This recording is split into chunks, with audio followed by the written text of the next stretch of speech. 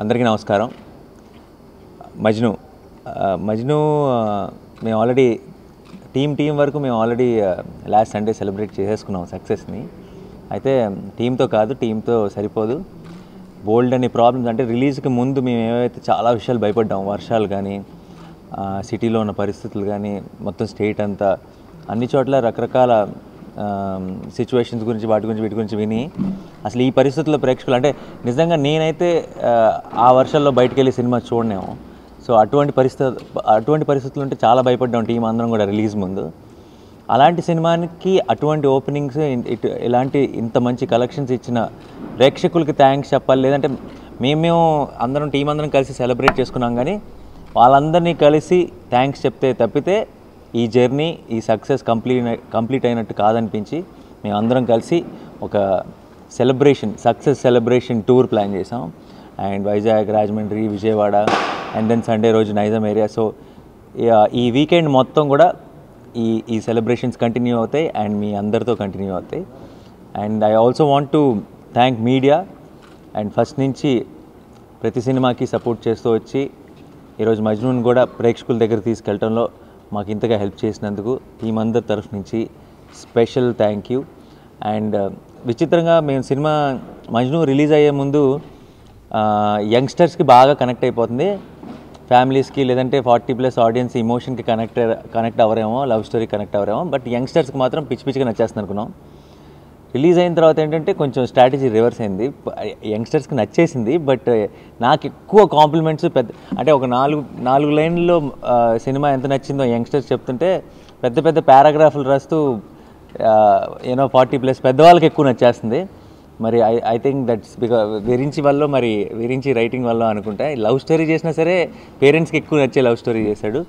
So as a team మేమందరం కలిసి we want to thank you all so much. ఇటువంటి ఒక స్వీట్ సక్సెస్ని మా టీం అందరికీ ఇచ్చినందుకు.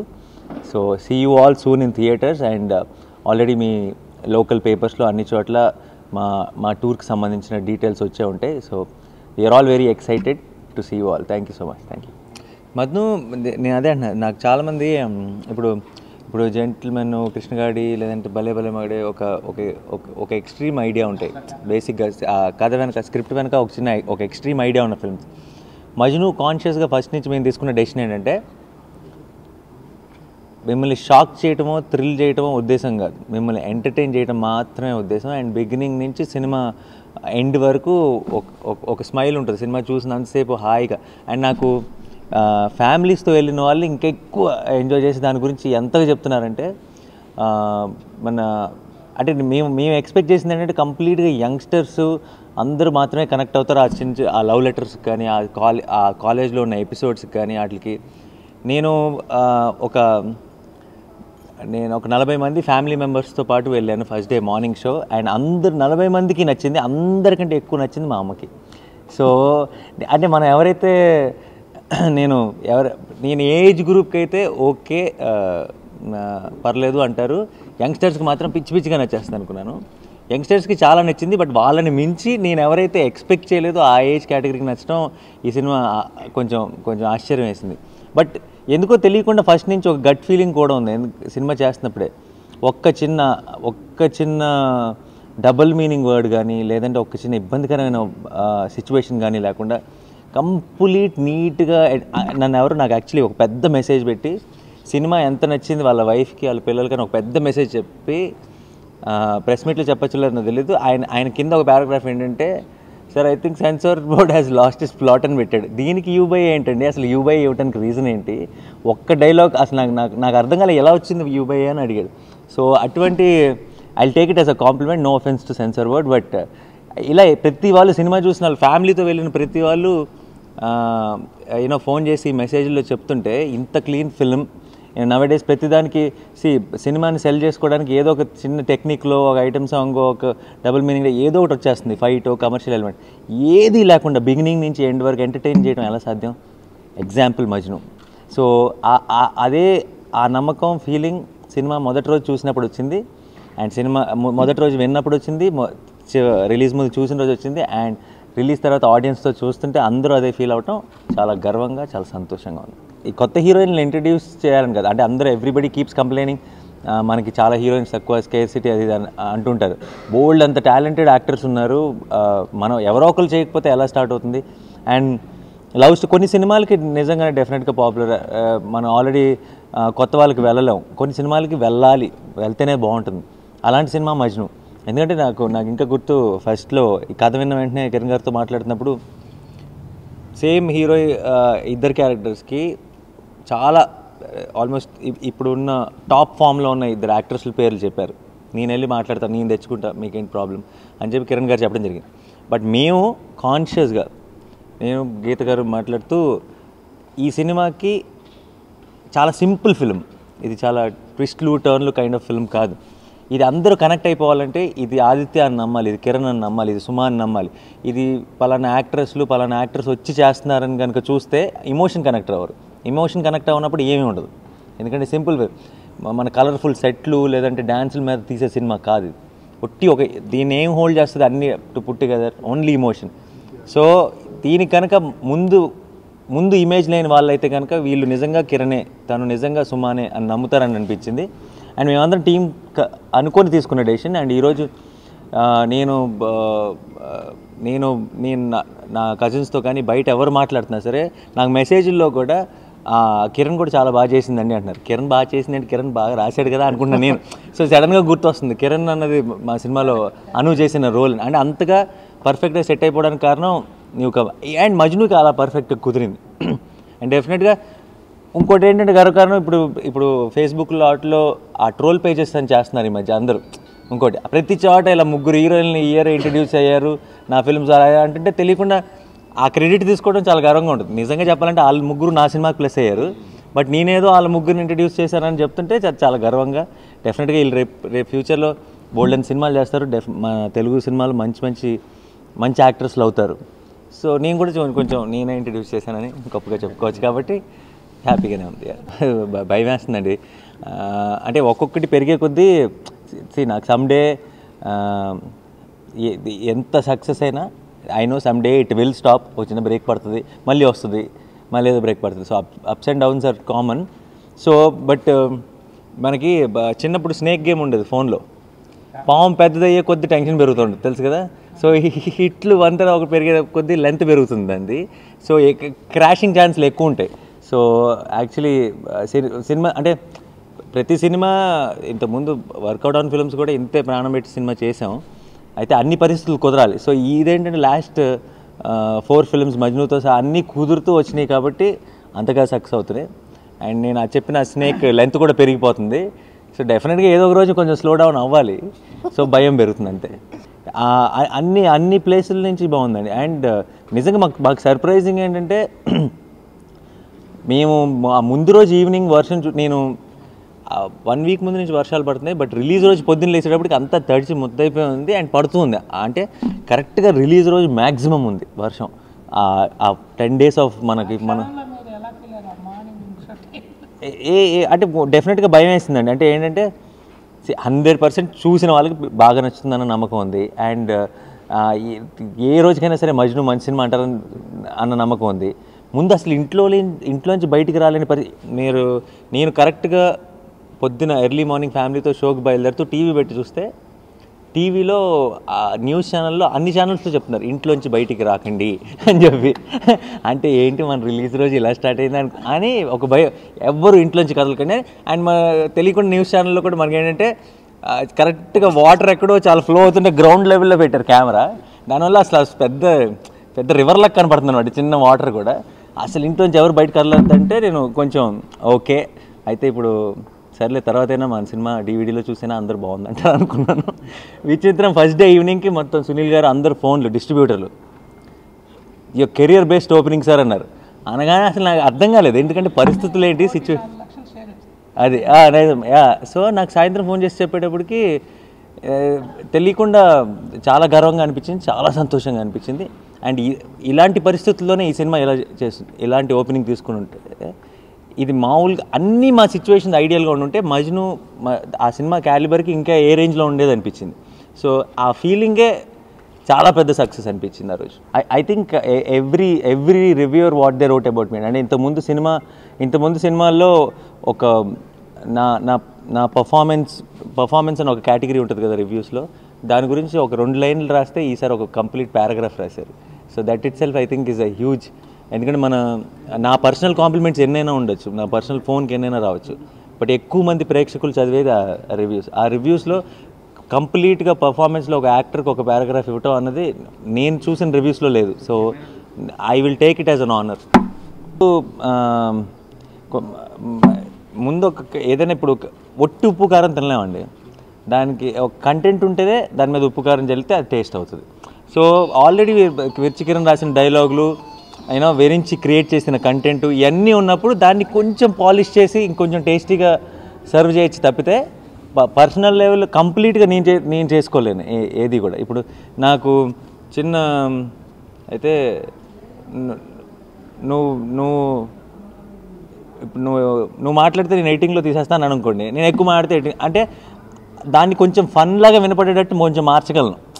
అంటే ఆ మాడ్యులేషను లాంగ్వేజెస్ మనం స్ట్రెస్ చేసే పాయింట్స్ ఏంటంటే కొంచెం ఉన్న జోక్ని ఇంకొంచెం ఎలివేట్ చేయొచ్చు తప్పితే బేసిక్ కంటెంట్ ఉండాలి. సో ఆ కంటెంట్ వాళ్ళు ఇచ్చారు కాబట్టి విరించి ఇంకా కిరణ్ దాన్ని కొంచెం చిన్న ఇంప్రూవైజేషన్ చేయగలిగాం. నాకు 3 years బ్యాక్ అసలు అయిపోయింది నా కెరీర్ అన్న టైంలో నాకు 2-3 ఫ్లాప్లు వచ్చినాయి. అందులో కూడా నా పర్ఫార్మెన్స్ ఉంది, బట్ సినిమాకి ప్లస్ అవ్వలేకపోయింది. సో సినిమాలో కంటెంట్ ఉంటే తప్పితే నా పర్ఫార్మెన్స్ యాడ్ అవ్వదు, ఏమీ చేయలేము అనమాట. Basic content is the most important thing. And మజ్నుకి ఈరోజు స్ట్రెంత్ కూడా ఈవెన్ దో చాలామంది పర్ఫార్మెన్స్ బాగుందని ఎన్ని ప్లస్ పాయింట్స్ చెప్పినా ఈ ప్లస్ పాయింట్లన్నీ కేవలం కంటెంట్ వల్లే ప్రేక్షకులను రీచ్ అవుతాయి. నాకు ఫస్ట్ చాలా క్యూట్గా అనిపించింది విరించి కథ చెప్పిన వెంటనే లవ్ లెటర్ అన్న కాన్సెప్ట్ అండి. లవ్ లెటర్ ఏంటి ఈ రోజుల్లో అంటే ఒక చాలా నాస్టాలజిక్గా అనిపించింది. అండ్ చాలామంది ఐ థింక్ నేను ఇందాక చెప్తున్నట్టు పెద్దవాళ్ళకి మా అమ్మకి వీళ్ళందరికీ సినిమా ఎందుకు నచ్చుతుందంటే ఈ లవ్ లెటర్ కనెక్ట్ ఇవన్నీ చాలా నాస్టాలజిక్గా ఫీల్ అవుతున్నారు అందరూ.